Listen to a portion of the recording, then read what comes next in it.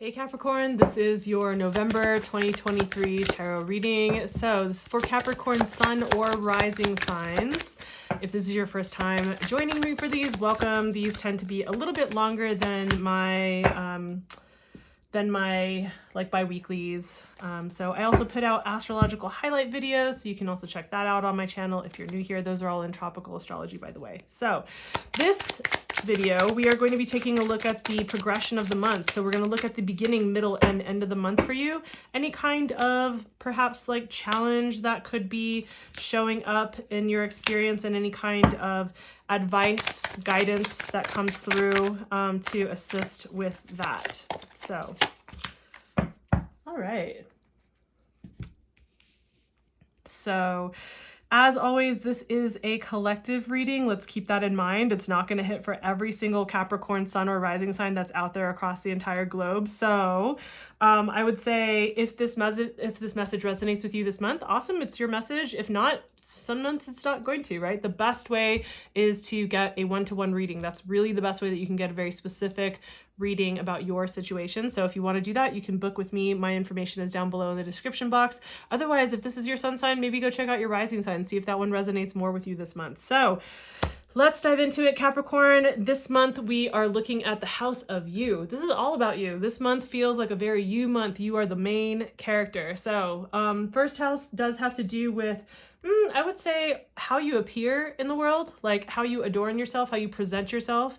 Also, this is your rudder in life, like the way that you navigate, but this is the only house of the entire chart that only has to do with you, not other people in your life, not other areas of life like work or career or like or friends or money or anything like that. This is just about you. So you're the main character this month, Capricorn.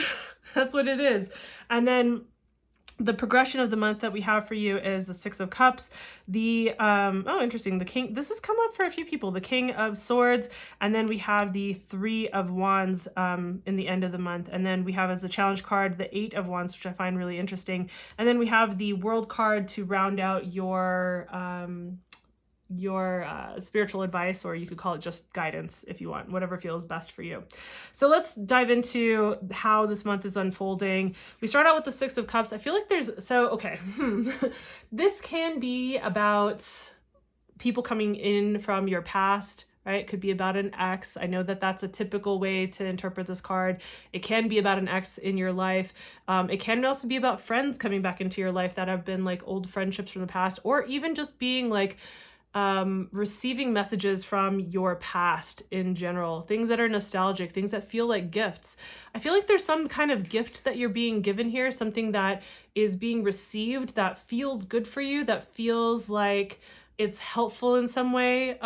It's very like reminds me of like a kid that you know who found like a honeysuckle flower and came and brought it to you as a gift, right? It's just like, it feels kind of, I don't know, there's something lovely about the experience of having this, right? So, and you can see that the kid that's receiving this gift is like, it's a beautiful moment, right? So I think that, yes, it could be about somebody coming back into your life. Yes, very much so.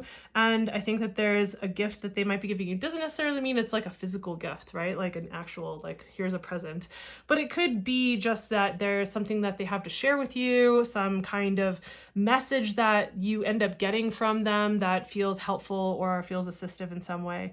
In the middle of the month, we have the King of Swords. And when we're talking about the kings in the deck, we are talking about this energy of leadership, of responsibility.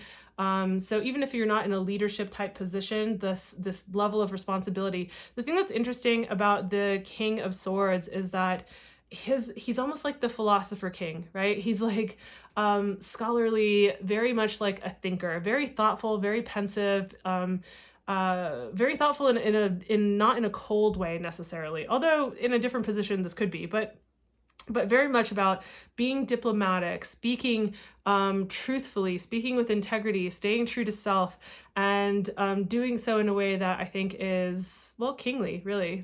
So diplomatic. And I think that there might be some things that need to be communicated about yourself, or I think that there's maybe some way of finding for yourself, staying true to yourself about what it is that you need to step into with yourself in integrity and to be in communication either with the world about that or with yourself, right?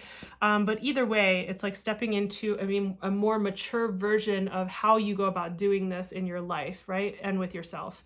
So, I mean, that's definitely a big part of the king energy, I feel, right? That responsibility, that leadership, what we're really looking at is a more mature version of how that gets expressed in this world. So really stepping into that. And then we see in the last part of the month, you're making moves, right? You may have made some decisions about what you wanted to create in your life. And this is the time where you're just like, okay, so now it's time to start to enact those plans. Now it's start to make those things happen. So plans A, B, and C go, right? And so there might be some kind of sense of, and you know, it's interesting, Capricorn, you know, being ruled by Saturn at the beginning of the month, in the first week of the month of November, we do have Saturn coming direct after having been retrograde for a bit. And so that could also be something that you might be feeling as a Capricorn, whether this is your sun or your rising sign, right? And of course, everybody's chart is different, but that also could be an influence. That also could be a part of this. Like taking steps forward, moving things forward in this way. So, or why you're the main character. So we also have as your challenge the 8 of Wands, right? I just think that you're not feeling like things are moving forward as quickly as you want them to. You might be feeling like you're running into a lot of kind of like speed bumps or roadblocks, or like things are just not going as quickly or as smoothly and as you would like them to be. And so there might be some frustration around how that is occurring in your life.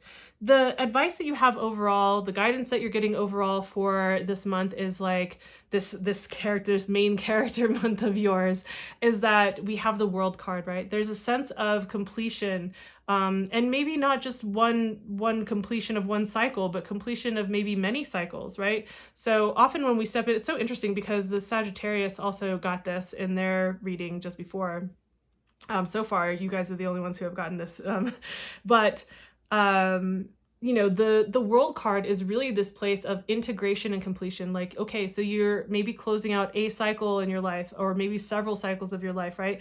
Maybe in October, because of the eclipse season, you found yourself kind of like moving forward, closing out one cycle and stepping into the next iteration of this could be your career, this could be yourself, this could be whatever it is, but it's about gleaning the wisdom from those things, taking that in, really integrating that before you start this next adventure that you're going to be starting, right? This next iteration of whatever it is, like again, your work, your studies, your iteration of yourself, your personality, whatever it is, health, right? It could be any of these things or all of these things. And you know, we have like, when we're looking at the major arcana, right, we start with the Fool card. We go through this entire adventure of like ups and downs and destruction and healing and all this stuff, right? And just like celebration and rites of passage. And then we get to the World card and there is this sense of completeness with something. And there is this sense of like, okay, now I can take this, now I can move to that next level. So you're meant to bring that with you into this next iteration. So I think this is maybe time to do a little bit of reflection, perhaps a little bit of maybe journaling or whatever it is that helps you to just recognize, appreciate everything that you've gone through, everything that's brought you forward to this point in your life. And so that you can integrate and take that forward with you as you move into the next iteration of your life. So I hope that this feels insightful in some way. If it has, please give the video a like. It does help me as I'm building this channel. It really does. And also subscribe and hit the notification bell so you don't miss any of these videos or the astrological highlight videos on the horizon. I also have some other stuff that I'm going to be putting out, looking more and more like it's not going to be until like after the holidays. So, but thank you for your time. Thanks for being here, and I will see you in the next video. Bye.